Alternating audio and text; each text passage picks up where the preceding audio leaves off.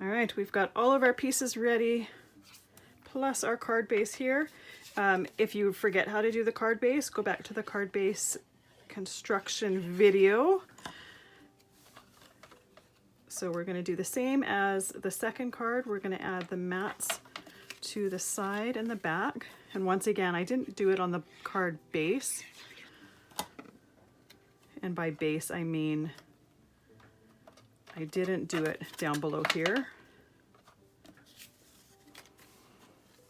But you certainly can if you want to. So I'm using liquid glue to put the mats on, simply because that way I have a little bit of leeway to place them exactly how I want them to go. But when it comes to putting in the balloons, I'm going to be using, oops, back here. I'm going to be using some double-sided tape. And that way I'm not going to have to hold it to dry. And put our birthday number in there. And at the very end, we're going to put stickles around the number here just to make it sparkle and look special. Let's put the cap on our glue here. All right, so now we put in our balloons. So same as the daisies, I'm going to eyeball where I want it to go, put my finger there so that I know where to place my tape, and then I'm going to put a little bit of tape on there. Where did I put my scissors? Here, there.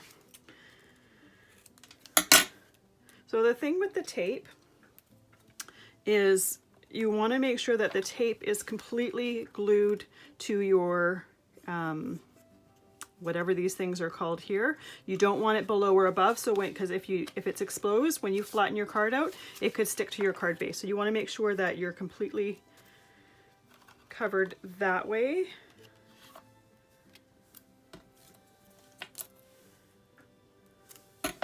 And I'm just putting a line of glue or a tape or whatever right across. I'm not worried about angling it to how it's positioned on that little piece there. And let's put one more right in here.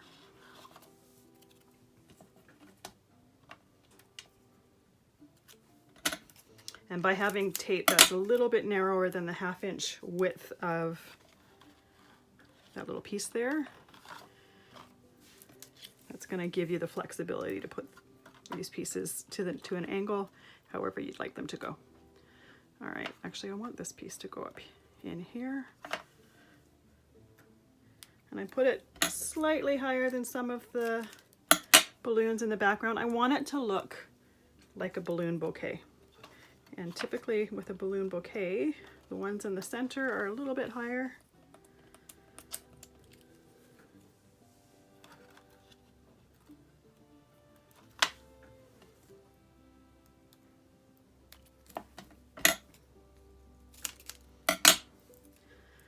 So because you can control what colors you're doing, you can have some fun with just being creative with this. You could even stamp some prints on them if you wanted to.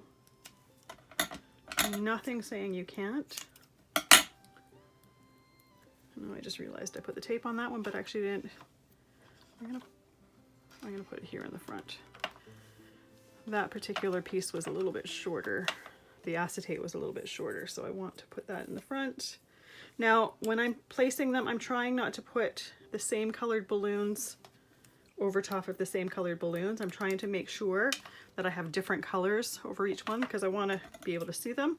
If you put the same color over the same color, they're just gonna hide each other and you're not gonna really see them clearly.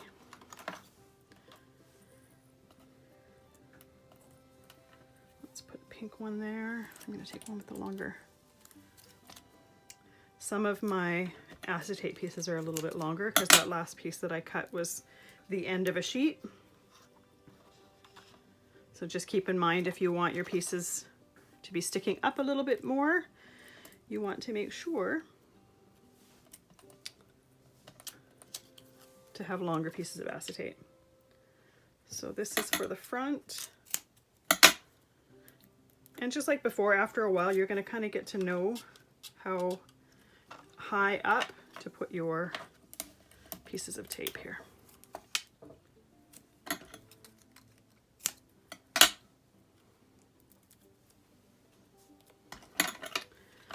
Let's see if I can lay this to the side so you can see the last little bit of it going together.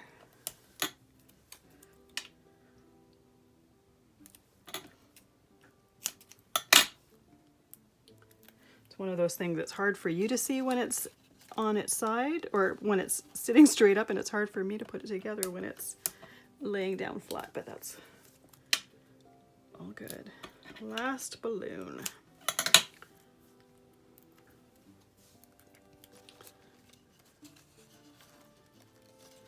There we go. So we do have it up here, so we're going to be creating a custom envelope at the end. One of those things, if you want it to completely encase the 6 inches by 6 inches, or a little bit lower, I think it's 6.5 or 6 inches by 5.5, then make sure that your balloons fit within there. I knew I was going to make a custom envelope for them anyways. So there we go, our card is done. Let's get some stickles and add a bit of sparkle to that number. You could put the sparkle around the entire, or over the entire number. I'm just outlining it with it. I think less is more. And by just outlining it, it adds that sparkle, but you also get the contrast of the plain pink with the sparkly pink. And I'm just using an opalescent stickles so that you see the cardstock underneath it. It just adds some sparkle to it. So there you go, birthday card done. You need to set this aside so the stickles can dry. Depending on how thick of a layer you do, sometimes it can be a half an hour, it can dry fairly quick. If you do a really thick layer, it's gonna take longer than that. So I'll typically put it somewhere where I can't touch it until it's completely dry. So we'll see you in the next video, and we're gonna do our pop-up butterfly box.